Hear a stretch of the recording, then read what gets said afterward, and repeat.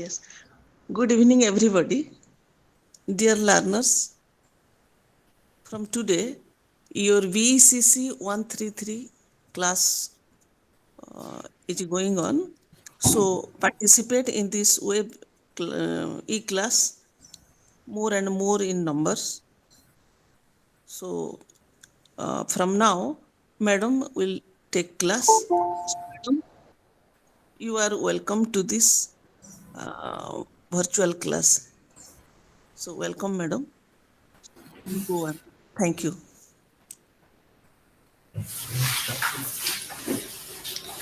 Good evening, students. Myself Gitanjali Mistry from Sundargarh. Today we discuss about the microeconomics. Microeconomics is the branch of economics. Like macro also a branch. Here in macroeconomics, we study the behavior of the economy as a whole. That is, aggregate variables such as national income, national consumption, national saving, national investment, exports, imports, etc. So, in this microeconomics, it is very important for the economy of the country also. In early 20th century, that there is no branch of such macroeconomics. But in the 1936, the J.M. Keynes, in his book General Theory of Interest, Employment and Money, he described about the macroeconomics. Macroeconomics is the study of aggregate behavior in an economy. The need for a special branch of macroeconomics arises because in the in microeconomics only individual units may be discussed. So that in the case of the macroeconomy is the policy makers. In microeconomics, saving by household, total saving of the country is not discussed. But in macroeconomics, a whole discussion is going on. So that when we consume, we generate demand for goods and services. So in one person, when one is demanded anything, that is issue for the macroeconomics. Like in example, suppose that there is a tree and forest. If tree is microeconomics, then forest is the macroeconomics. In case of a tree, we discuss its species, is about its is about only a trees. We study about only trees. But in case of the macro forest, we study all the trees in the forest. Like that, macro decide about the whole economy. There are varieties of trees in the forest, but one could be different from each other. In like that, microeconomics is like studying the forest, its area, density, composition, overall ecosystem. And microeconomics is useful for analyzing the behavior of farms and households. Macroeconomics is helpful in policy formulation and policy evaluation. Issues such as economic growth, inflation, employment, national debt, balance of payment, business cycle, extra, very important for an economy. These are the part of our country's economic condition. There is also certain concepts in microeconomics like stocks and flows. What is stock? A stock is measured at a point of time. For example, the capital stock of a country includes machines, equipments, and buildings. It refers to the part of national wealth that is reproducible. It consists of resources that help in production of goods and services. The stock of capital can be measured at a particular date, like money supply, labor force, external debt are some examples of stock. But flows are measured overall interval of time, that is a rate. In the microeconomics, the output of demand can be measured on per day or per month basis. Production without a time dimension is ambiguous. So, the gross domestic product of a country is a flow. but it represents the value of final goods and services produced over a year.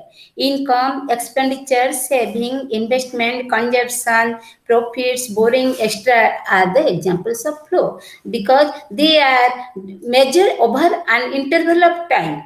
Stock gets accumulated over time through change in stock. The change in capital stock is given by investment. Stock can be seen an integration of a flow variable over a period of time. So, whereas stock is measured a point of time, but flows are measured over an interval of time, like short run and long run. Short run. For a firm, capital and technology are assumed to be fixed in the short run. They can be varied in the long run only. Thus, in the long run, there is no constants for a firm, and the firm can maximize its output when all factors of production are variable. In long run, all factors are variable, but in short run, something are fixed. In macroeconomics, the uses of the short run and long run somewhat different from that in microeconomics. In macro, we assume certain behaviors to be sticky in the short run, particularly price level and wage rate. Age, according to Keynes, these variables are sticky and they need time to adjust to their desired levels. Thus, prices and wages reach their equilibrium levels in the long run, not in the short run. Since policymakers are concerned with the short run also, they need to take into account rigidities in prices and wages in policy formulation. The flow of capital input across various sectors of the economy takes time. It takes place in the long run, not in the short run. The movement of capital across countries is another variable which adjusts to its equilibrium level in the long run. The impact of such flows is spread over a period of time. So, long run is in macroeconomics, long run is very important for the policymakers to decide all these things in the it is possible only the in long run. Economic models in also in macroeconomics, economic models is also a concept which is very important. It refers to a simplified version of a reality. It allows us to understand, analyze, and predict economic behavior. An economic model can be a microeconomic agent such as household or farm. But in macroeconomics, it represents the behavior of the economy as a whole. In macroeconomics model, we identify relevant macroeconomics variable and establish relationship among them. The relationship among these variables may be expressed through diagrams or mathematical equations. An economic model is based on certain assumptions. These assumptions are required so that minute details are ignored and essential elements included. Suppose the point through there is a example. In the case of a farm, we assume that there are two factors of production, capital and labor. We club all types of labor into a homogeneous category. We do not distinguish between a manager and a worker in the field. Similarly, while describing an indifference curve, we overlook the type of households. The behavior of rich household would be different from that of the poor household. But when we take as the assume it take as it assumption the behavior of all the household is homogeneous in nature. We ignore such details because our objective is to analyze the behavior of household, not their prices to changes in prices and income. If our objective is to identify the changes in consumption between consumption pattern across households, we would require a different model and consider such differences. So that in that case, when we assume anything, there is important to analyze in the point of discussion. In the Keynesian we to take an example from macroeconomics, we consider aggregate variable such as total consumption, total investment, government expenditure, and net exports. We determine equilibrium level of output for the economy as a whole. We ignore the behavior of households and farms. Several growth models assume that the economy consists of just one sector. There is an aggregate production function which gives the relationship between aggregate output with aggregate inputs. It may be sound unrealistic, but the objective of these growth models is to analyze the equilibrium condition for economic growth, saving ratio, and population growth. These models ignore the details, but the broad conclusions drawn are helpful for policy makers. So that it is important that they are to describe wholly in this case. Then another concept is growth rate. Growth rate is a day-to-day dealings, means it is very important for the country to measure growth rate. The calculation of growth rate is the same in all the above cases. So, it at a border level, one may be interested in the rate of at which India's population is growing or GDP is growing. So, growth rate is derived by the growth rate of GDP is derived by GDP of current year subtracted with the GDP of previous year, and divided by GDP of previous year and multiplied with 100. Then can we find the growth rate of a country? And sometimes each on this case, we find that GDP of India is financial year 2018-19 was 190.10 lakh crore at current prices, while it was rupees 170.95 lakh crore at current prices in 17-18. If you put these values in the above equation, we find the 11.20% as the growth rate. Thus, the growth rate of GDP we calculate above is 11.20. So, here to find the country's economic growth, it is important to find the growth rate or GDP growth rate. Then, production possibility curve. Economic growth of a country, however, cannot be higher than certain limit. This limit depends on the availability of inputs such as land, labor, capital, raw material, energy, and technical knowledge. Availability of certain resources is also limited. Even for countries where natural resources are available in abundance, financial resources required for exploitation of natural resources may be in short supply. So, it is important that every year we are glued to the television set during the government budget presentation because it informs us about the policy and thrust areas of the government. And the budget is the important topic for the policymakers because the budget indicates how much money will be spent on various sectors of the economy. It is important because the resources allotted on various heads of expenditure are limited. In general, we notice that there are several considerations before country. There may be sufficient budget for carrying out of the activities. There could be a long gestation period between initial of a project and its completion and so on. In macroeconomics, we present the constitution faced by a country through a production possibility curve.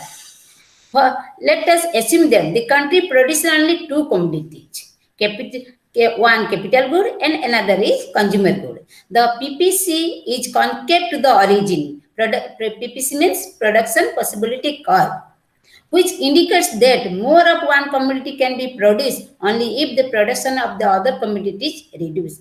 In the diagram, in the page, in this page, there is a diagram. We can see it, and the boundary of the PPC shows the potential level of GDP given the amount of resources available.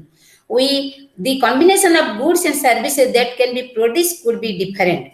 We have indicated 2 points. Here, 2 points there, E and F in the PPC. And point E indicates more consumer goods, and point F indicates more capital goods. And here, in this, if you can observe that there is a trade between both the goods. And what combination of goods a country chooses, it depends on the country's requirements. We should note that in PPC if PPC shows the potential GDP of a country, what actually is being produced in the country may be different. For example, when production takes place on the PPC, all resources are being utilized efficiently. If production takes place at a point inside the PPC, certain resources are underutilized.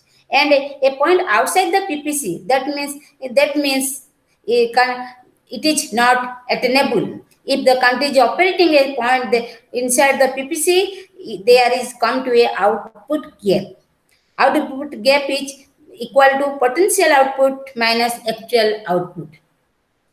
So potential GDP can grow over time by two methods: technological progress and accumulation of more resources. In such cases, the PPC shifts on outwards to the right.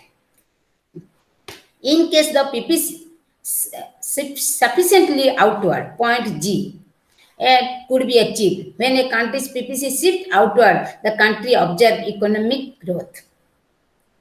Then, what is the importance of economic growth? Growth rate of an economy is given by the growth rate of its real GDP. Maximization of growth rate is one of the objectives of most countries. According to International Monetary Fund (IMF), in 2019, the per capita income of Argentina is $9,887, while that of France and Germany, that is $41,760 and $46,560 respectively. It indicates that per capita incomes of France and Germany have increased much faster over the past country than that of the Argentina. So that it is important that if the economic growth is increased, that means a country's per capita income also increase.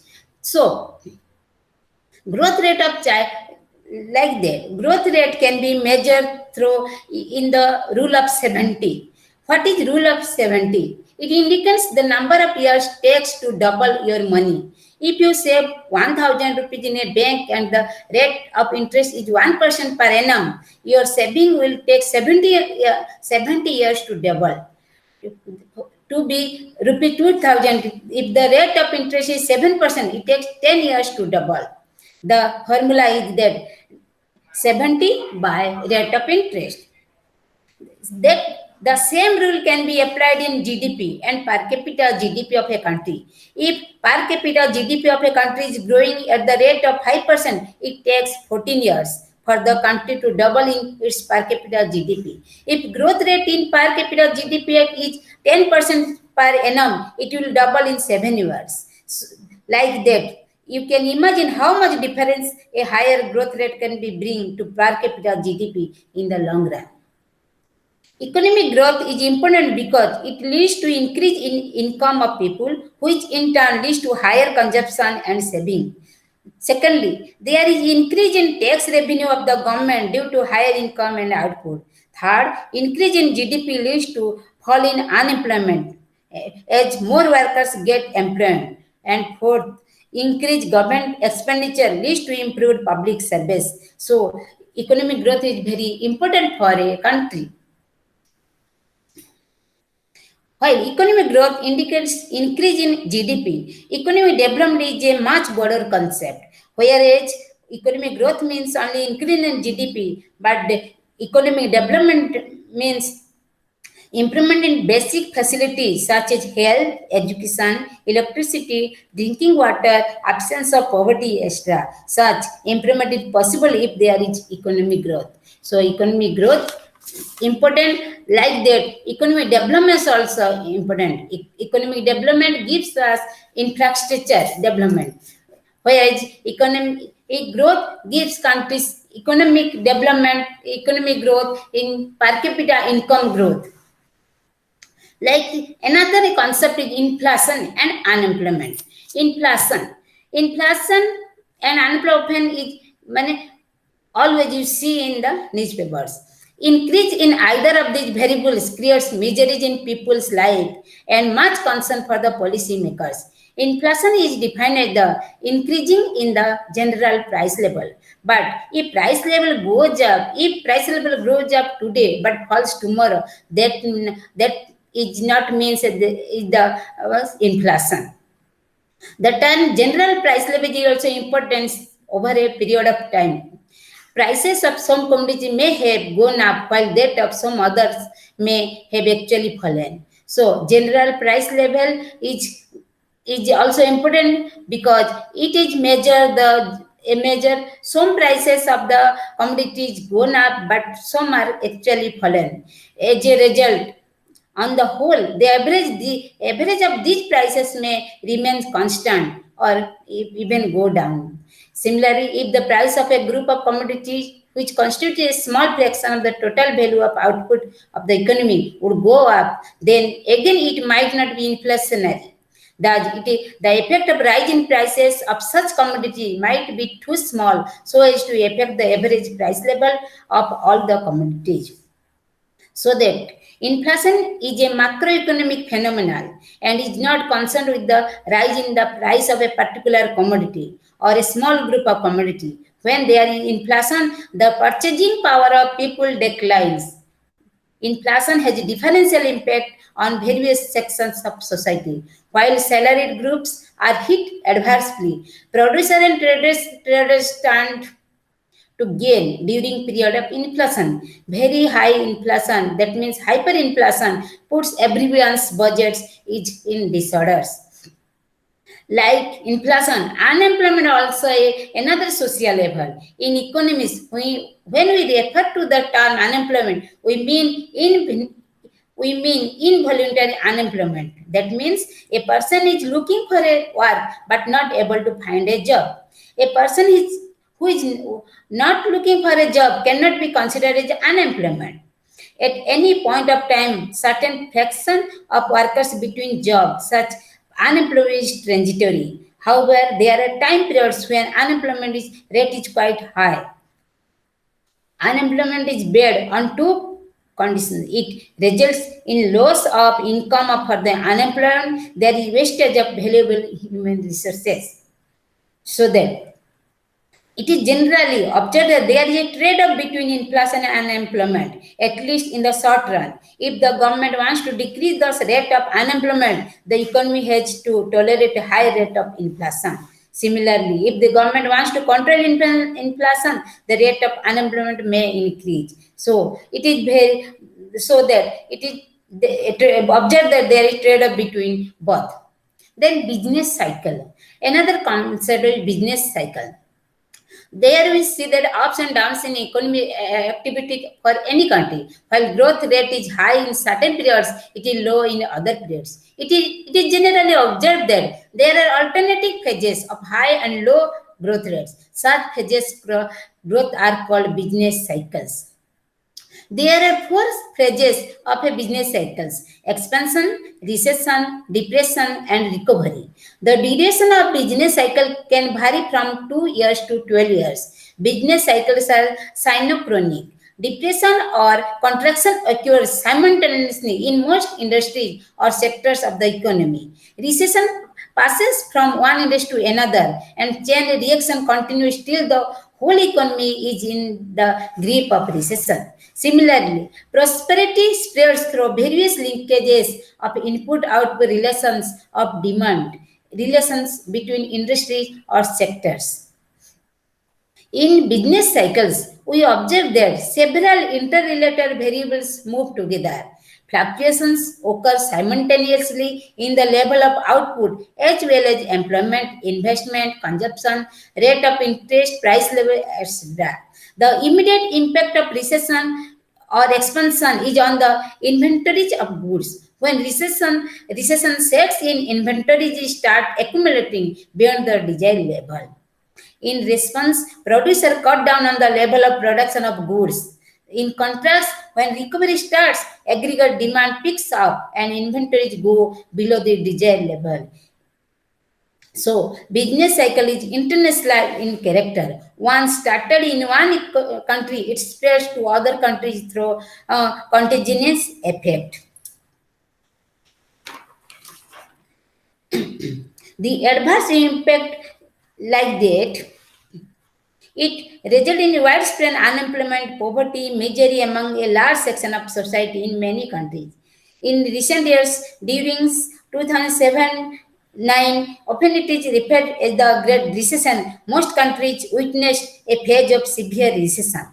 The world has overcome the adverse impact of the economic crisis of 2007-9 to 2009 to some extent, but it is in also in our memories. Great the recession are shown there. Then, so these are some concepts of macroeconomics. These are very important to describe microeconomics. These concepts are very important. Each concept is very important. Like that, now discuss about the concept of circular flow. What is circular flow? The knowledge of the circular flow, along with national income and various other related macroeconomic aggregates, is essential for understanding macroeconomic theory, which deals with the determinants of levels of national income, employment, and prices. So, the concept of circular flow to the flow of real transaction or money transaction from one economy agent to another. The flow is not one-sided. It is two-sided. Because of this feature, it can be termed as circular flow. So, in the circular flow, money flows and real flows should be clearly in the circular flow. Real flows are the flows of goods from one economic agent to another, and the money and vice versa. Similarly, real flows can be flows of services from one economic agent to another, and real flows are difficult to measure as they comprise bundles of goods and or services expressed in different units, and it is impossible to aggregate these economic agent or flows. It is precisely because of this reason that we measure money flows. Money flows at the same thing, the flow of money from one economy agent to another. Suppose economy agent A supplies goods to transactor B. That is a real flow. The transactor B in turn must have paid for these goods to transactor A, which is a money flow. Similarly, transactor B may have supplied labor services or services land to transactor A, which is a real flow. So the distance between money flow, money and real flow, and their interaction can be very well. We throw the diagram, or where transactor A is represented producer and transactor B is a household. Here the payment is a producer is supplies wheat to household, whereas household supplies labor to producer. And there, this is the money. Here in household case, producer to household case, there is real flow, and then payment for wheat is the money flow. The producer has paid for these factor services. We can call these factor payments. And the factor money flow is always anti-clockwise. It is important to realize that barter economy is exchange is where goods and services are exchanged for goods and services will have only real flows. But in money flows, then in an economy where goods and services are exchanged for money, and then money is exchanged for goods and services, that is money flow. And money flow is always in the anti-clockwise.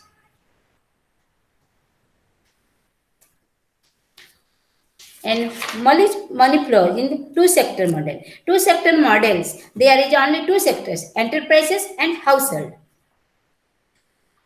The household is a person can be a household as well as a producer. To take on a teacher is a producer when she produces teaching services, and will be a household when she buys or consumes the goods and services produced by other productions. So that it is the distinction is not personal but functional in nature. Here, the flow of consumer goods and services from enterprises to household or farm to households and of factor services from household to farm constitute a real flow. When flows taking place from consumers to producers in the form of consumption expenditure and from farm to households in the form of factor incomes related to money flows. So that in the two sector model, there is two farm and household. Households provide services, factor services, and for that the farm give him payment for these factor services. Here is how, and farm can provide goods and services, and household payment for these goods and services. So that the process of money, the two sector only farm and household are present. Then there is three sectors. And after that some time in two sector farm and only farm and households are present, but the households are not spend all the income of his in all his income, so that it is required for the saving. And there in this two sector model, one another sector is come, that is financial sector, who collect savings of various sectors and lend these to farm for investment. So the introduction of financial sector is also important for two sector model. In this model, households and financial sector and farm and financial sector, the factor incomes received by household need not be fully used for final consumption expenditure. A part of the income may be saved in banks or funds used for buying shares or insurance policy, which are all considered as the part of the financial sector. Like that, thus, the arrow from household towards financial sector is indicate the savings flowing from household sector to financial sector. These savings are collected by financial sector from household along with saving of the farm in the form of undistributed profits, accumulated expansion purposes, and depreciation fund used for replacement investment purposes. The savings of the financial sector are used to finance gross investment of the economy, which is going towards the farm sector. The investment activity of the economy is undertaken by the farms, which produce capital goods for net accumulation of capital stock or for replacing the own out capital. So, saving in national income account is so defined as the equal to investment. So, in the two sector model, financial sector is also important. And three sector model, there we find another sector, that is government sector. The government sector can be viewed in two ways. First, the government can act as a producer or farm, meaning thereby that it can be contributed total production activity along with the private sector. Second, the government can act as a redistributor of income. That means takes a particular sector of the economy and subsidies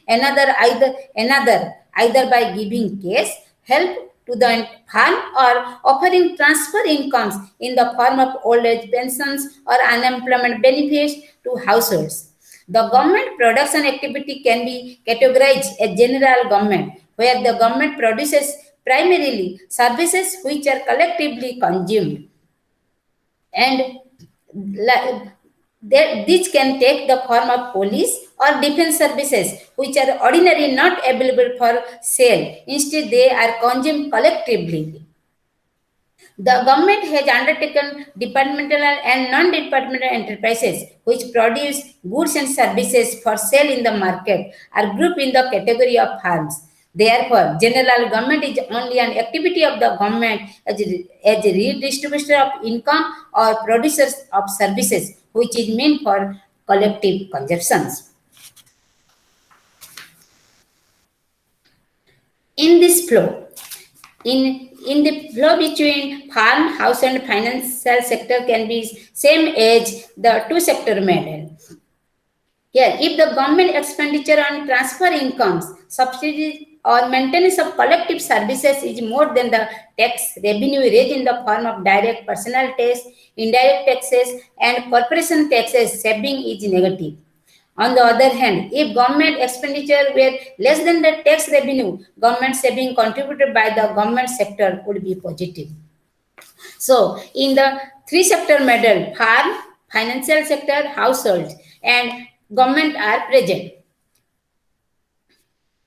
Households are provide services to farms and get their factor incomes, rent, wages, and age rent, wages, or interest, and like that. Some when the farm can because of the farm because of these services, households get these their factor incomes, and the total factor income is not consumed for the consumption purposes, and some amount is the savings, and that is going through the household saving to financial sector.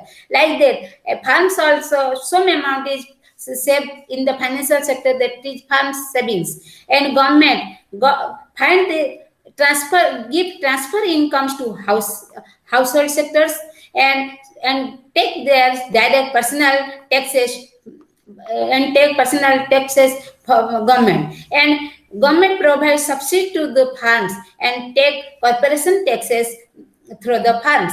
In this way, the government can give transfer incomes to households. The income received by farms from the sale of consumer goods to households or for meeting collective consumption of government may get leaked to government in the form of indirect taxes and corporation taxes as shown by the arrow facing government originated from the enterprises. In the diagram, it is clearly shown. You can be clearly find out these things. The government may also use tax revenue to subsidize production, goods, and services by enterprises. This is shown by the arrows facing enterprises saving from the government. So it is three sector model, and in four sector models, that is flows in an open economy where the rest of the world is also present. In this case, in the four sector model, that when an economy is open, the fourth sector model is more circular flow is going on. In this economy, in this circular flow of an economy, a part of the output produced by a farm of the economy may be retained for consumption or investment purposes within the economy, and the rest may be exported to the rest of the world. The payment for such exports is made by rest of the world to farm of the domestic economy. Second, consumption expenditure of households may be not only on goods and services produced within the country, but also on those imported from the rest of the world. Third, household may earn factor incomes not only from domestic farms but also from normal residents of economy who are temporarily stations in other countries. Similarly, the normal residents of the rest of the world may temporarily be stationed. Factor income earned by them is a part of the national income of the country of which they are normal residents. It is positive. This together gives us the variable called net factor income from abroad, which can be positive or negative. Another factor to be considered is the fact that savings accumulated in the financial sector may not originate from households, farms, or the government. A part of the saving may flow from the rest of the world, which is termed as net capital inflow from the rest of the world. Fifth, another factor is that savings generated within the economy and from the rest of the world may be used not only for generating gross domestic capital formation but also for the purposes of net investment abroad, which can be positive or negative. Lastly, just like there can be unilateral transfers within the economy, there can be unilateral transfer from the rest of the world to the economy. And the variable term is the net current transfers from the rest of the world, which can be positive or negative. This model is shown in the shown through a diagram, which you can see on your book. In this chapter, there is funds receive money not only through consumption expenditure of household, but also by net exports of goods and services of firms. Net exports are the difference between exports and imports. It can be positive or negative. It is positive when exports is more than the imports, and when it is negative when import is more than exports. So that in the figure, the arrows are originated from the rest of the world of enterprise indicates exports, where the arrow originated from the enterprise to the rest of the world indicates imports. Net factor income from abroad is also with the help of an arrow pointing towards households from the rest of the world. The same is true for the net current transfers from abroad. So, in the figure, in the diagram, we saw that full picture of the flows taking place in an economy, which are farms, households, government, financial sector, and the rest of the world sector, the main players. The situation gets more complicated if each of the sectors is subdivided into the smaller units. So, the situation will get complicated because inter-unit transaction of a sector are also be accounted for. Then circular flows and national incomes. You know about the circular flow, then come to the national income. How you calculate national incomes.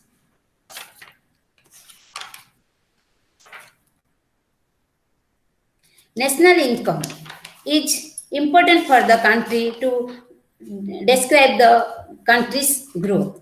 National income is a macroeconomy aggregate which indicated the economic progress of an economy. How economy is progressed, it is measured through the national income of the country.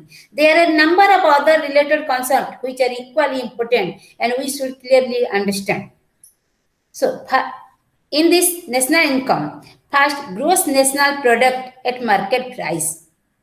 It is the sum of the values of currently produced goods and services without duplication over a year by the normal residents of an economy. Gross of depreciation, where goods and services are valued in the market price. So, GNP at market price means money value of final goods and services plus income earned by national residents in foreign countries minus income earned by locally but accruing to foreign nationals. So, GNP at market price is equal to GDP market price plus NFIA, net factor income from abroad.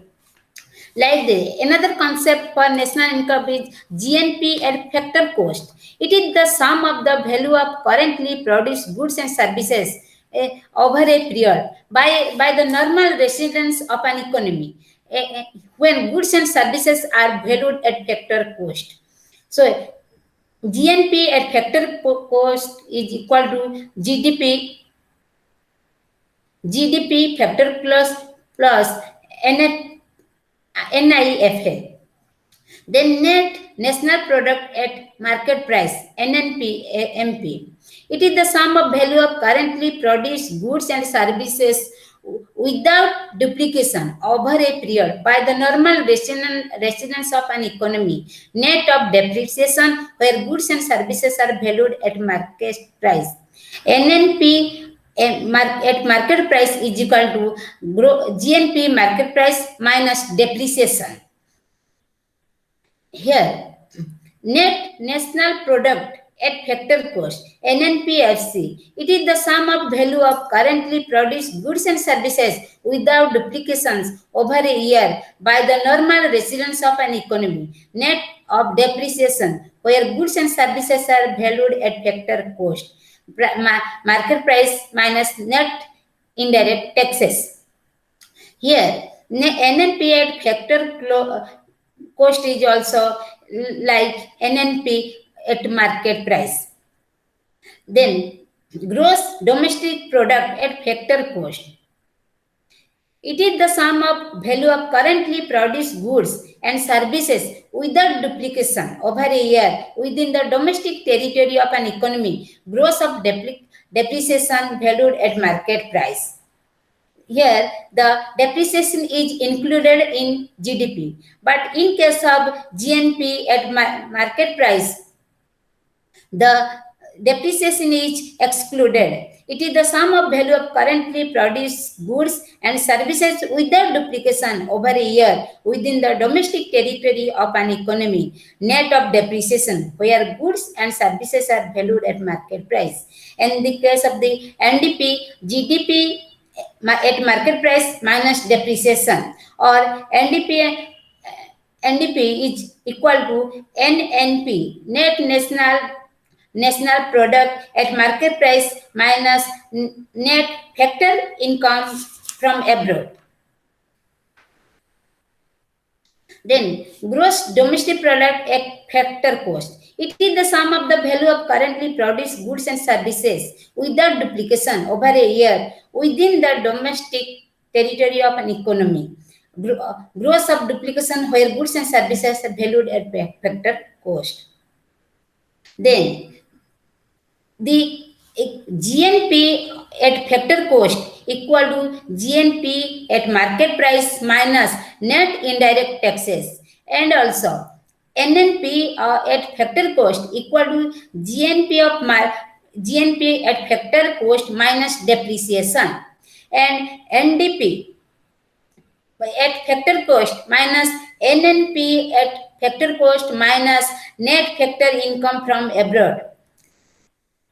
So that these are some concepts of national income. Besides it, there is also some concept like private income. It is the factor income and current transfers within the economy, along with net current transfers from the rest of the world enjoyed by the normal residents of an economy over a period. And these are private income. Then personal income. If it is factor income and current transfers within the economy, along with net current transfer from the rest of the world enjoyed by households of normal residents of an economy over a year. Then personal disposable income. It is factor income and current transfers within the economy, along with net current transfers from the rest of the world, net of personal direct taxes and other administration payments at the disposal of households of normal residents of an economy over a year. And these are some concepts of national income, which are very important for a country. And besides this, in case of the when we calculate national income, it is important for the government to find out all the things like GDP, GNP, and NNP at factor cost, at NNP at market price, and all these are calculated, and then can we derive the national income. And national net factorial income from abroad. It is not more. It is not another thing. It is the income earned by national residents in foreign countries minus income earned by locally but acquiring to foreign nationals. And here some person who are and in foreign countries minus some person income of some people who are foreign countries, but here settle here, station in our country, home country, and their income. When both are minus, when subtracted, then you find the net factor income from abroad, and which is very important to calculate the national income of the country. Then net national disposable income. It is the factor and transfer incomes earned or enjoyed by the normal residents of an economy over a year, and in the inclusion of net indirect taxes, it is identical to NNPM at market price plus net current transfers from rest of the world, and income from domestic product accruing to private sector.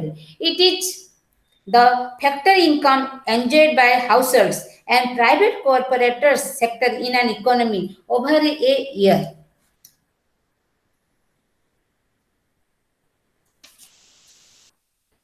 Personal income is nothing but private income minus undistributed profits of private corporate sector minus corporation tax. And private income is also the income from domestic product accruing to private sector plus national debt interest plus transfer payments by government administration departments plus net current transfers from road. These private incomes is also for the country, which include for in the case of national income and important for the country to measure the national income.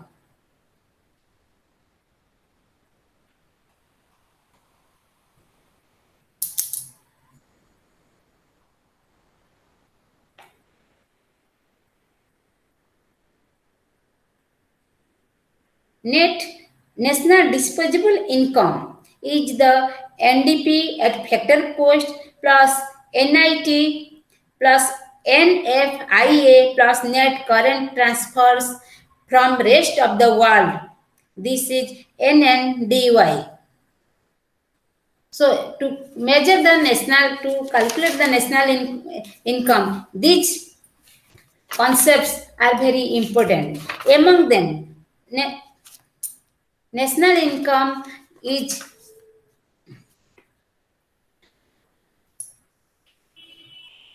NET is a net direct taxes.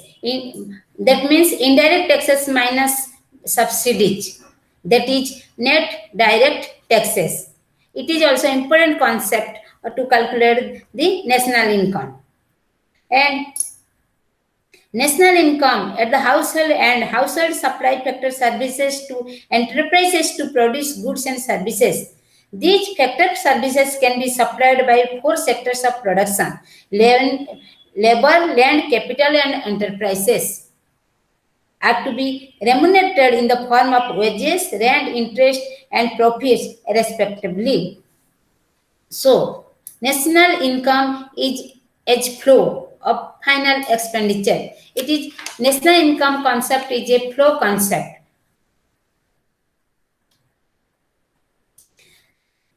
First step to measure national income of an economy is to divide the economy into a number of industrial sectors like agriculture, mining, logging, manufacturing, construction, real estate, government services, transport services, commercial services, etc. Then depending on the availability of data, we decide which method to employ.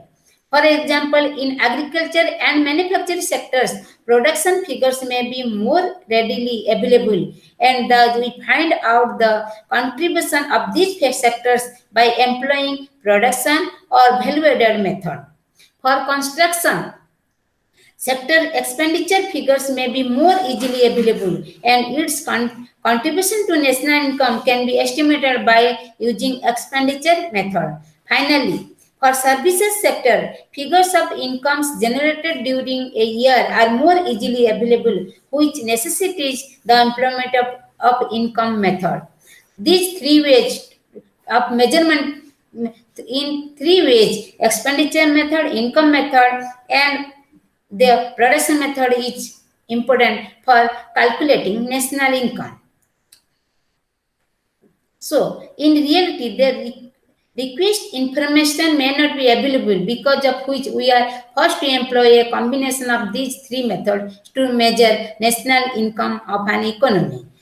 So, in case of the national income calculation, we take three methods to measure.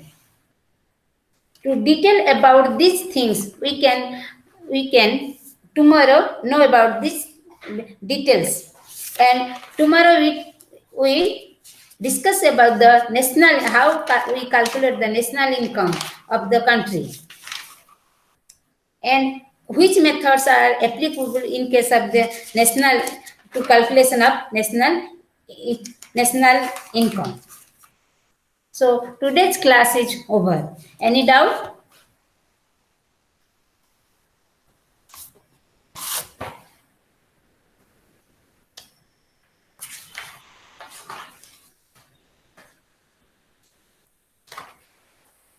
Okay, then bye.